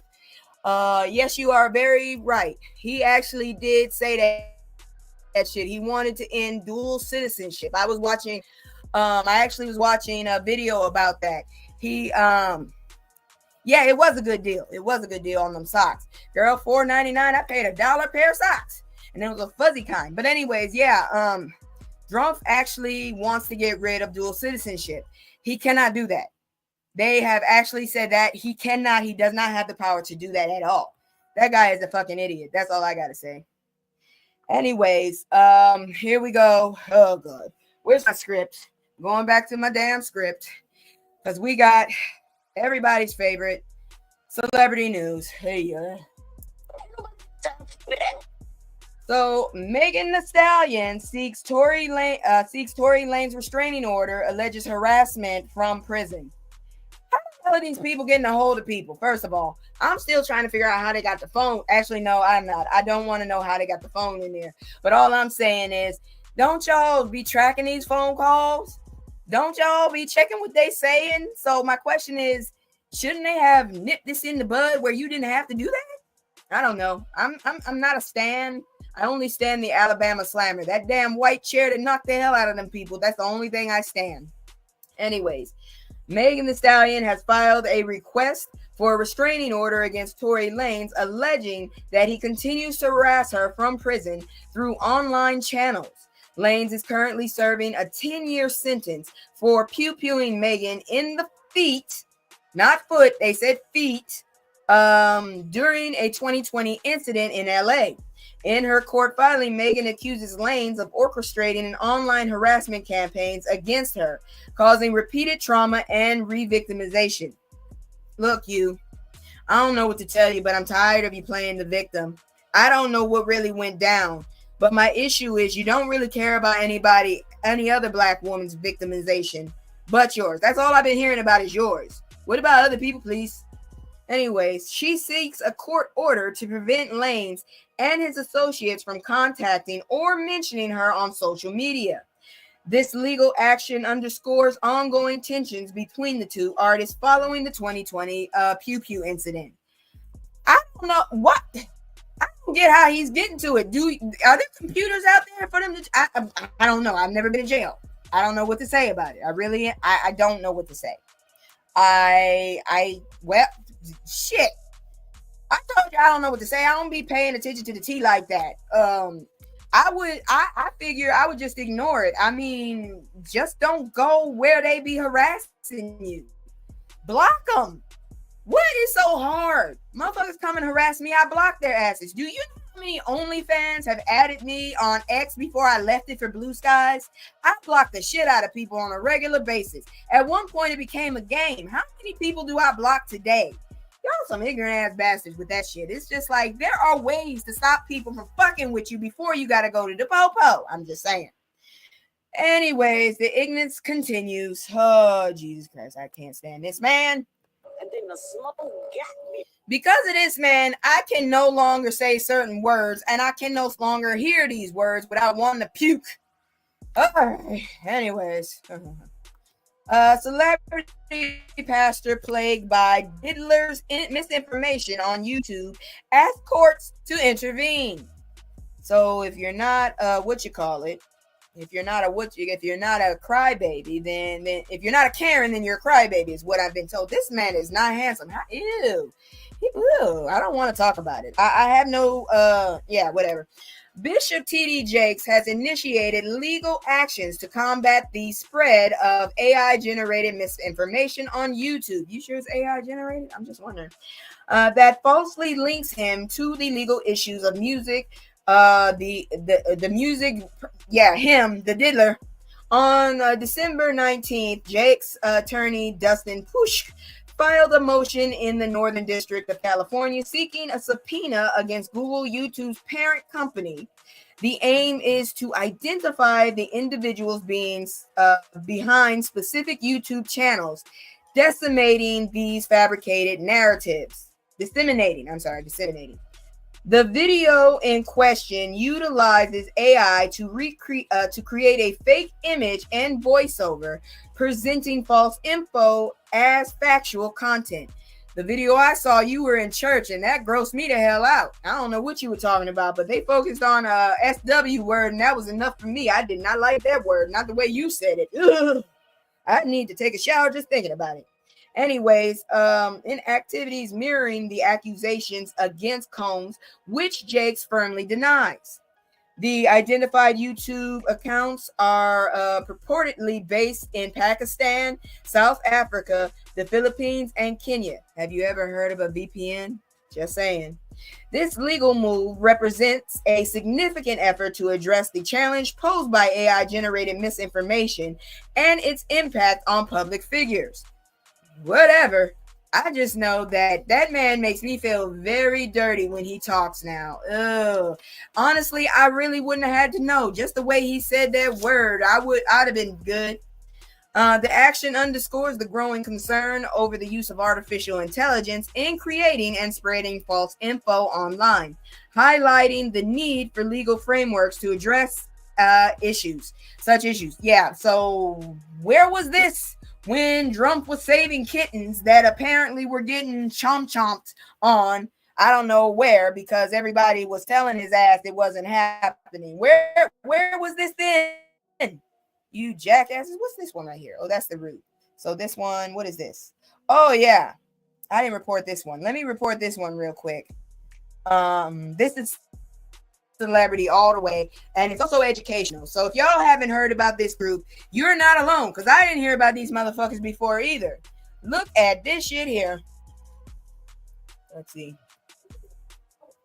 I hate when my transitions do that. Anyways, so this group right here is this is a slideshow. I don't usually do those, but I really want y'all to check this out. So, heard of the Silvers? One of the most talented black singing families that were not the Jacksons. I ain't never heard of these people. So y'all about to learn something. Look at, I hate my internet sometimes. I really do. Look at those froze, god dang it. Anyways, a match made in college. So, damn, that's a big ass family. It's a beautiful family. How did he get that koopy cap on his head? Okay. Anyways, look at that little one doing the GQ. Anyways, Leon Silvers Jr. and Shirley Mae Whipple Silvers first met as students at Xavier University in New Orleans, Louisiana. The pair eventually got married and went on to have a total of 10 children together, who would go on to become the legendary soul group, the Silvers. Olympia, Leon, Charmaine, James, Edmund, Ricky, Angie, Pat, Foster, and Christopher. Sound like my family. I ain't never heard of them either, but I'm about to go listen to them after this. I love the way the family looks. This was them in 1974. Look at that big ass family right there. God dang. I think it's this lady right here with her hair right here, but I don't know where the daddy at. Damn, that's a good looking family. Anyways, he writes the songs. Somebody who writes the songs. Is that the daddy? No, that's Leon. Leon is the oldest. Okay, so this is the oldest son. Leon, the oldest of the male Silvers children, was the first to discover a passion for music. In an interview with Music and Medicine, he says he started writing his own songs at the age of 7 and recruited his brothers and sisters to sing along. He said their mother, who was once a singer, was one of the first to discover their talent. Where the hell was the people to produce my relatives? Because I heard some of my uncles and aunts that my mama could sing. My mother heard us and told my father, who taught us the 4-part harmony. We did. Everybody stayed on key, and that was our introduction into the industry as harmony singers, because we didn't have a lead back then, he said. I did not know about these people. We learning something new, y'all. Little Angels. What they got to say about that? I want to see the picture. I can't wait until I figure out this internet issue, like I said, because I don't know what's slowing me down. So while this picture is waiting, in the late 1950s, the four oldest siblings, Olympia, Leon the Third, Charmaine, and James, started performing together as the Little Angels, an adorable group of kids with amazing vocal chops. The group made appearances on popular shows like Make Room for Daddy and You Bet Your Life. They have no picture, and I am not gonna fight with it. At least I got to this part. Then the Silvers. All right. Here's a picture of them. Very beautiful picture. God dang, a lot of people. What is he wearing over there? Looking like a clown. That must have been the style. I gotta stop. That's the style. I don't understand it. By the early 1970s, the Little Angels had changed their names to the Silvers, and their younger siblings, Edmund and Ricky, joined the group. In 1975, siblings Foster, Angie, and Pat became part of the group. That was known for their tight choreography and vocals that were always on point. That's a big ass group right there. Look at that. God dang. But they did those boys wrong. I love those afros. I'm gonna tell you right now, you can get mad at me. I don't like the new kind of afros. To me, they look like you just didn't comb your goddamn hair. Shit. My grade doesn't even let me do an afro. Be happy what you got. A surprising discovery. What the Silvers do? I'm telling you right now, after this, I'm gonna go listen to these people. I know they got them on YouTube. The group got their first big break while performing at a school talent show. They caught the attention of a man who was friends with the executive at MGM Records. Leon said in an interview with Music and Medicine, the group went on to record under the company's subsidiary, Pride Records. There is no picture. Man, I'm jealous of them damn afros. God dang, those are perfect fros. I got to hear them. Looks like they made it to Soul Train. Girl, you went and looked them up? I'm jealous. I want to go see them. Father figure. And that's good. They had both their parents too. Look at that. With them big ass. That's some fashion. It wasn't my fashion, but that's some fashion right there. Leon Jr. and Shirley May eventually divorced. That's sad. And eldest brother Leon took on the role of father figure for his younger siblings, as you do. It seemed natural to me, Angie Silver said in 2012 interview. So hold on, give me a second. I want to pop this up here. He was the only real father figure I ever had around, so it just seemed to me like he was cool with it. Well, that's what you did back in the day. The oldest child took help the parents. Shit. My mom had 11 brothers and sisters. Jeez. My mom raised half her goddamn siblings. Fool's Paradise. What you got to say? And show me the picture if you could. Oh, this is what you were talking about. Soul Train, 1973. The Silvers had their first big hit in 1972 with Fool's Paradise. I'm looking for that song. A smooth and soulful song written by Leon the Third. The song reached number 14 on the R&B charts that year. I don't know how long the R&B charts were that year. I was born 9 years later. So I don't know how many songs are on the chart. I imagine 20. Oh, Boogie Fever? I think I heard that one. Yeah, Boogie Fever, Midnight Special, 1976. The Silvers catalog includes plenty of hits, but one of their biggest was 1976's Boogie Fever, an up-tempo disco track written and produced by Freddie Perrin, who was also responsible for the Jackson 5's ABC and I Want You Back. I love both those songs, but I like that other one, Can I See You in the Morning? And the sad thing about it is the first time I heard that song was on the Jackson 5 cartoon that was in syndication by the time I popped up. Trouble in Paradise. Woo! How big does that fro get? God dang. I wonder if he has problems with that. As he got older, Leon had trouble fitting into the record exact idea of how the group should sound and how he should look. I hate when people do that to a group. You come out one style and then the next day you're totally different. It just kills it. In an interview with Music and Medicine, he says all of his siblings began to go into different directions as they got older. He recalled deciding to leave the group to pursue his own opportunities after executives asked him to shave his mustache. It's Ludacris all over again. I wasn't having it. The mustache stays, he said. I just felt the vibe that I wanted to produce because I was ready. I don't know why the way he looked would do, as long as he does the work. Shit. That's my opinion. Super producer. Whew. I did not know about this damn group. Somebody need to do a movie about them. So Shalimar, A Night to Remember. I remember that. Yes, I think we know Boogie Fever. Yeah, I remember A Night to Remember. Leon left the group to produce Solar Records. As a producer, he made his mark on the industry, producing hit songs for other groups, including And the Beat Goes On. I remember that. For the Whispers and Shalimar's A Night to Remember. I remember all those songs. I did not know he wrote those. We need to start really elevating our writers more. I did not know that. Man, it is an educational night as hell. I must have more stories because I'm summarizing because it's still around the same damn time. But anyways, misdemeanor. Foster Silvers. I don't remember this kid, but that fro is permed out. Damn, he got teeth like I used to have. Foster, one of the youngest Silver siblings, was often compared to Michael Jackson based on his looks and his vocal range. Yeah, he looked like him, kinda. He kind of looked like him, but he looked like a perm. It looked like a perm. Girl, yeah, I remember Shalimar. Somebody gave me a Shalimar CD. Anyways, in 1973, he struck gold with his huge solo hit Misdemeanor, which was written by his big brother Leon III. Leon also plays bass on the soul track, which got a second life when it was famously sampled by Dr. Dre for DOC's 1989 hip hop hit, It's Funky Enough. Did not know that. Damn. I hit the jackpot when I got this one up there. Let's see here now. Montego Bay. Really? Are you serious? I don't like that song. Montego Bay? For real?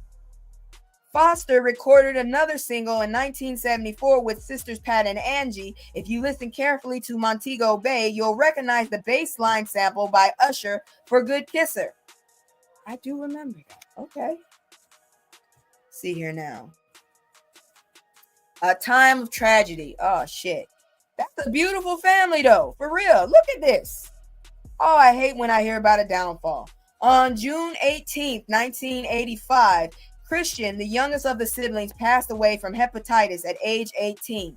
Although he was never a member of the group, his unaliving had a major impact on his brothers and sisters. The group broke up in 1985. I imagine it would. This was a family group. I'm pretty sure every time they get together, he probably was with them, just not on stage. Foster's legal troubles. Of course, at some point, you always got to have some of them. I hate when they have those.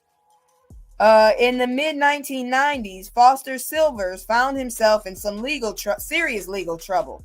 In 1994, he was convicted of an X-crime and served time in prison. Young man, seriously? Oh, Lord. I hate to see it. It always happens. Another tragic loss. This family did not have... Ooh, Lord, what happened to you? Was that a perm? A Jerry curl? What happened? This was Edmund. Tragedy struck the family again in 2004 when the group's longtime lead singer Edmund passed away from complications related to lung cancer at age 74. If you can and you got time, please try to take care of your lungs. I'm just saying. I have a family member that I got to watch over because of this mess, and I really don't like it. Back together again. I ain't heard about them when they started. When did they get back together? God dang. They got back together in 2017. I never heard of this. Okay, so despite their ups and downs, ooh, they got a picture. Oh, Lord, they don't look so good. Despite their ups and downs, the Silvers have always stuck together. In the 2017, Silvers siblings Olympia, James, Leon, Ricky, Angie, and Pat took to the stage together for the first time in 30 years, performing at the Rose Theater in Pasadena. I'm sorry, I've been so damn busy with life, and life been kicking my ass. I missed out on a bunch of shit. But there you go, y'all. That was the Silvers family, a famous R&B group that was not the Jacksons. You learn something new every day. Now, here we go again, back into god dang celebrity news, because I couldn't believe this one. But if it works out, I'm happy for him. Here we go. Give me a second here. Where the damn title? I hate commercials. I hate them so much. Give me the damn title, because I'm not going to sit up here. I'm just going to, fuck it. God dang, you bastards always want to fuck with me. Los Angeles. My news went to Los Angeles. Give me a second. I got to get the story back up here. I want to show y'all, but I already summarized it. So you're not going to get the whole story, but you're going to get the, yeah, whatever. Anyways, I'm going to tell you right now, since it's not. Apparently, Michael Vick, now it pops up. God dang you. Michael Vick is hired as head coach at Norfolk State. So this was reported. When was this reported? I think this was reported last week, this past week. Yeah, it was reported on the 17th. So I missed it, but I'm still going to report this shit because I was shocked as hell. Former NFL quarterback Michael Vick has been appointed as the head coach at Norfolk State University, marking his first collegiate college position. Vic, 44, is renowned for his dynamic playing style,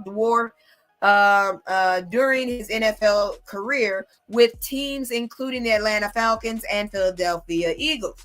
Norfolk State, the largest historically black college in Virginia, selected Vic to replace Dawson Odoms after a 4-8 season. That doesn't sound good. Vic expressed gratitude for the opportunity and emphasizing his commitment to mentoring students, athletes, both on and off the field. Sorry, I just heard somebody fussing at me. It was a kitten. Melody Webb, NSU Director of Athletics, believes Vic's storied career and personal journey will inspire positive impact the football program's future. As long as you don't treat your people like human animals, and you can do it. My cousin made a proof. She used me as a goddamn kid, locked me in a room in a damn yard to fight this little boy. I whooped his ass because I didn't want to be his girlfriend. Anyways, Vic's appointment underscores Norfolk State's commitment to elevating its football program and enhancing its stature within the HPCU committee. So there you go. Good job, sir. Please don't get in any more trouble. Moving on, we are now in a place to check out our health and then one more story, something weird. But before I move on to that, let's check out my commercial. As always, please, if you like my stuff, come at me correct. If you got suggestions, I will actually heed them. Help me build my numbers because I'm a very small channel and I'm trying to actually get, this is woke. What I just did here is woke. I'm telling you what happened. I don't have an agenda. I'm just telling you what the fuck happened in my opinion. My opinion is not woke. What I'm telling you is woke. Anyways, check out this commercial. It's just me and the fam. It's just me and the fam. It's just me and the fam. It's just me and the. It's just me and the fam. Yeah, yeah. It's just me and the fam. See my little Tay, that's my girl, that's my mascot. No one's go for hours and some hours till we pass out. Stay inside the house, turned up with the racks out. Stay inside the house, turned. All right, we back. We into the health. Walking 1,000 extra steps a day could help you reduce depressive symptoms. I need to do that. So a recent study published in the JAMA Network Open Journal indicates that increasing daily step counts can alleviate depressive symptoms. Researchers analyzed data from 33 studies involving over 96,000 adults and found that adding just 1,000 extra steps per day was associated with improved mental health. Excuse me. Lead author Dr. Bruno, I ain't saying that last one. Dr. Bruno emphasized promoting the form of physical activity is an effective strategy for preventing depression. While the commonly recommended goal is 10,000 steps daily, you can do it because I did 17,000 before, and that was at work. This study suggests that even modest increases can be beneficial. I don't know. I wasn't depressed, but I was pissed off because my feet hurt. So I guess I was too busy being hurt to be depressed. Anyways, however, Dr. Carmel Choi, a clinical psychologist and assistant professor of Harvard Medical School, noted that more research is needed to determine the causality, as the studies were largely observational. She advised individuals to choose activity metrics that suit them best, whether it's time spent moving or a specific step count. The study reinforces the link between physical activity and mental well-being, suggesting that even small increases in daily movement can contribute to reduced depressive symptoms. And that's it for that. We got one more on the health tip, so let me go ahead and hurry up and jump over there real quick so y'all know about that. I don't know if y'all were paying attention but this was reported yesterday, and I did hear about it before then. California declared an emergency over bird flu, and how serious is the situation? I'm gonna tell you right now. California Governor Gavin Newsom has declared a state of emergency in response to the spread of avian flu. H5N1, commonly known as bird flu, particularly affecting dairy cattle and poultry farms in the state. The virus was first detected in the U.S. dairy cattle in March 2024 and has since been confirmed at least 866 herds across 16 states. In California, bird flu has been identified in approximately 650 herds, representing about three quarters of the all affected. The CDC reported that over 60 people in the 8 states have been infected mildly. However, a severe case was recently reported in Louisiana, where an individual was hospitalized. Oh, shit. The CDC maintains that the risk to the general public maintains low with no evidence of person-to-person transmission. The emergency declaration aims to enhance, hold on, give me a second, aims to enhance. I got a script. That's why I'm slowed down right now, because I got to get used to this shit. I got a script because usually I read the thing, but I'm summarized. Aims to enhance the response of providing greater flexibility in staffing, contracting, and resource allocation to contain the outbreak and minimize exposure. And that is it for the health. Before I continue, I would like to go ahead and give y'all an update. If you have ever had a situation, if you're an older person and you have succumbed to some kind of scam, I wanted to give you a heads up in this time of holidays and let you know. So 1 in 3 Americans have fallen victim to cybercrime, an increase from 1 in 4 in 2018. Traditional scams still exist, but the internet has made it easier for scammers. So if you are not aware of these, make sure you are after this. These are the type of scams you need to watch out for. Package delivery scams, which involve fake notifications about deliveries that lead to phishing attempts. If you don't know what phishing is, that's when they get your information out of your computer. They do have that sophistication. Smishing. So I just told you about phishing, but this is smishing, a specific type of phishing through SMS messages. Those are your regular text messages. Generated AI scams. Scammers are using AI to create convincing fake testimonials, impersonate influencers, and generate fraudulent websites. Another one is family emergency scams. My mother had one of those. Utilizing deep fake technology to clone voices of family members. Scammers they do urgent situations that manipulate victims into spending money. Now, what you can do to protect yourself is to always check the URLs. Look for HTTPS. The S at the end means secure. If you're looking at HTTP, it is not a secure website. So please always look for the fucking internet. Anyways, examine site design before purchasing. Keep operating systems, apps, and antiviral software updated to protect against vulnerabilities. Only share necessary information during transactions. Avoiding sensitive data like social security numbers. Regularly review your bank statement to catch unauthorized transactions quickly.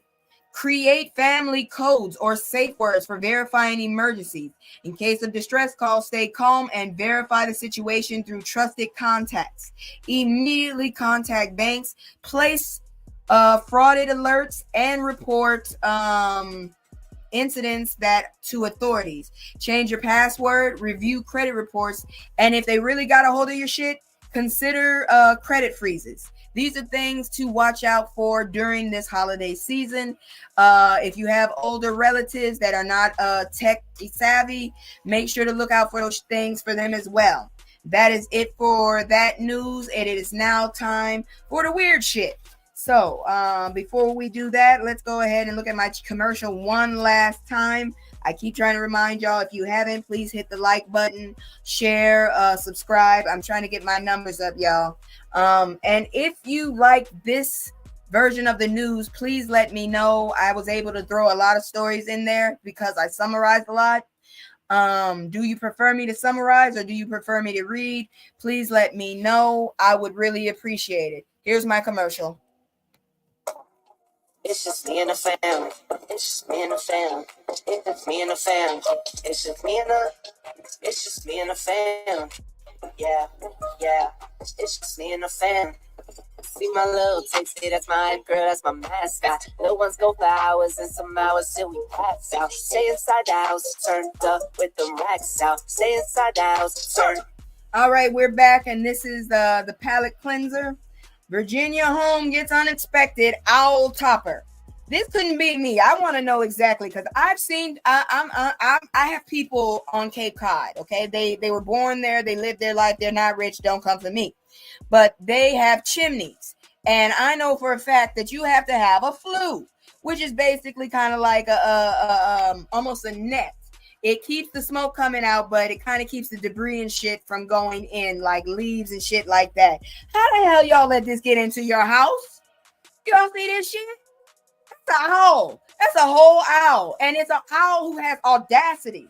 This thing has all kinds of audacity.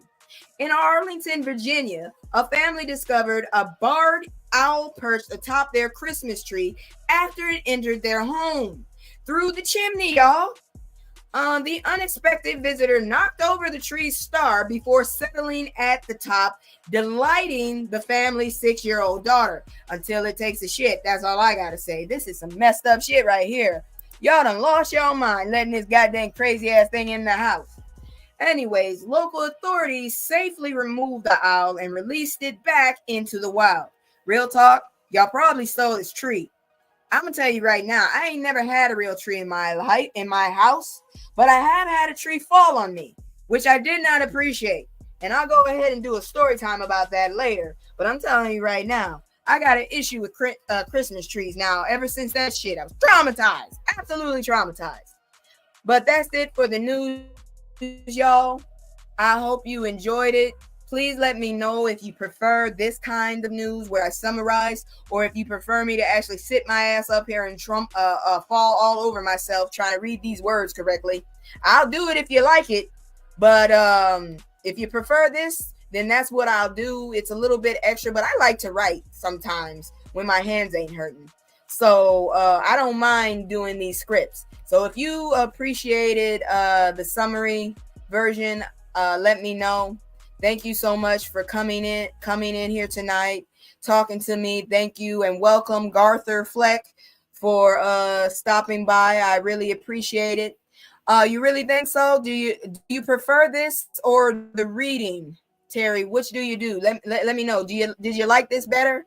The summary? Let me know.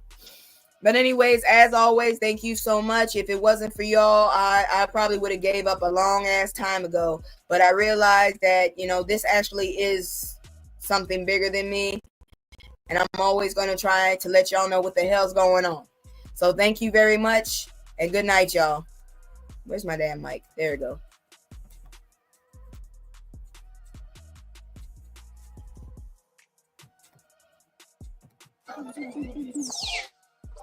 I can't stay. I always gotta go. Leave house, this ain't a home for my soul. On the road, I can't stay. No, I always gotta go. Leave house, this ain't a home for my soul. On the road.